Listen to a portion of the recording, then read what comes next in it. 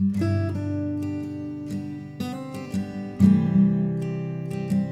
talking with Dr. John Hollister, a pediatrician at Dartmouth-Hitchcock Manchester, about the importance of immunizations. My name is John Hollister. I'm a pediatrician here at the Dartmouth-Hitchcock Clinic in Manchester, New Hampshire. I've been here for about 12 years, practicing in primary pediatrics. Why do you believe people should have their children immunized against various childhood diseases? Yeah. I believe that there are a number of different diseases out there which really can cause a lot of harm to kids. And in this day and age, when we can actually prevent some of those diseases, it's best to take advantage of the fact that we can actually prevent disease as opposed to having to deal with the consequences from those diseases. I've been practicing pediatrics for about 12 years, and there are things that I've seen in my career that are now preventable by these immunizations. And there's no question that if you can prevent the disease, you have better outcomes than if you actually have to live through a disease. What were some of those things that you've seen in your career? Good question. So when I first started, epiglottitis was really still rampant, like in the United States. But then Haemophilus influenza B, one of our primary vaccines that we give now, began to be administered, and as a result of that, epiglottitis basically is unheard of anymore. And is that a throat ailment? Yeah, it's an illness which basically causes significant swelling in the upper airway to the point where the kids actually have difficulty breathing or even stop breathing. So it used to cause a lot of both morbidity and mortality, meaning a lot of hospitalizations and a lot of deaths, as well as a lot of meningitis, which would cause like bad outcomes as far as their overall development and stuff's concerned. So just even in my career, that's happened. But even before that, when we look back at the early 1900s with the pandemics with influenza and things along those lines, huge numbers of people died from influenza in the 1900s. So nowadays, with the new vaccines and things along those lines, when we can prevent such a large population from getting sick with it or having it spread throughout the community quite so rapidly as it can, we see much less disease and we see much better outcomes. Do you think people have forgotten? For instance, people of my generation, polio is something no one really even has a memory of. There's no question. I mean, in my generation, there really hasn't been any particular epidemics and things along those lines which have caused huge numbers of people to either have death from as an outcome or significant poor outcomes. In the 1950s or the 1940s were the times when polio was rampant in the United States. So if you talk to other generations, you'll hear stories about the people that were in iron lungs or had paralysis as a result of polio. And when the polio vaccine was first started in the United States in the 1950s, it was absolutely dramatic, how wonderful and a preventative type of immunization could be in terms of preventing significant outcomes.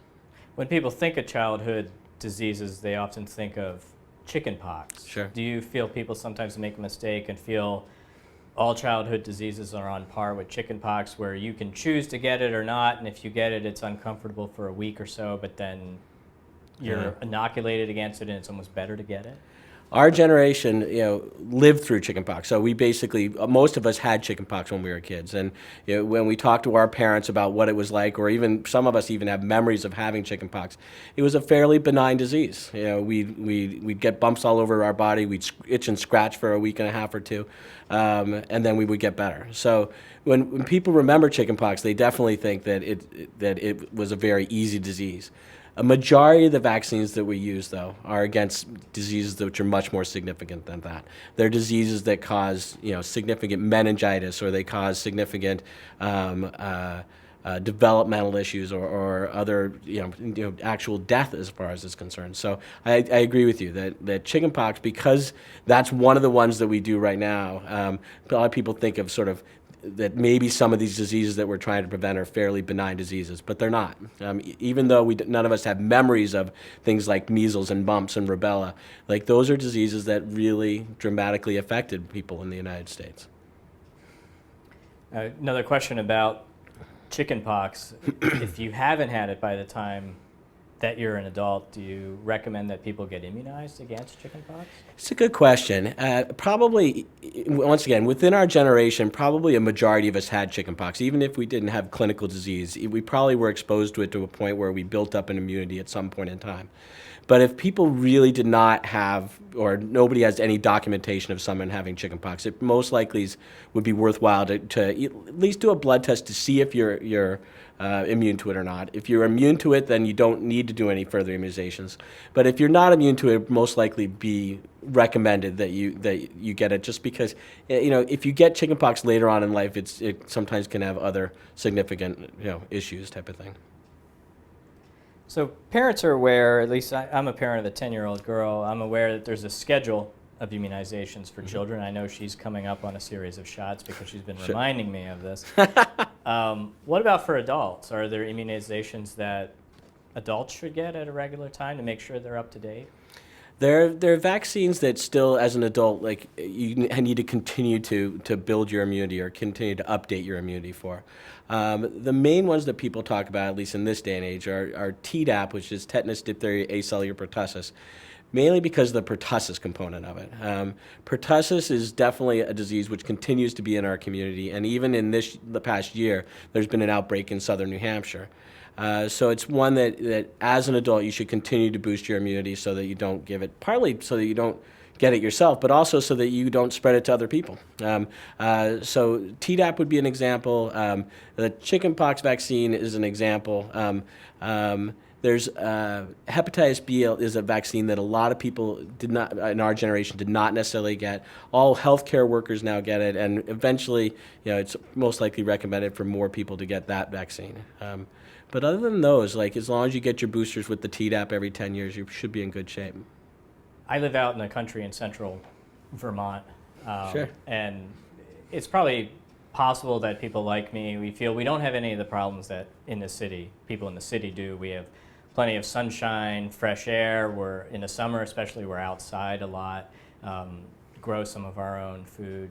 Do you feel people ever have a sense that because they don't live in a city or because they are living correctly, so to speak, that they're immune against these diseases and then therefore don't need to get vaccinations?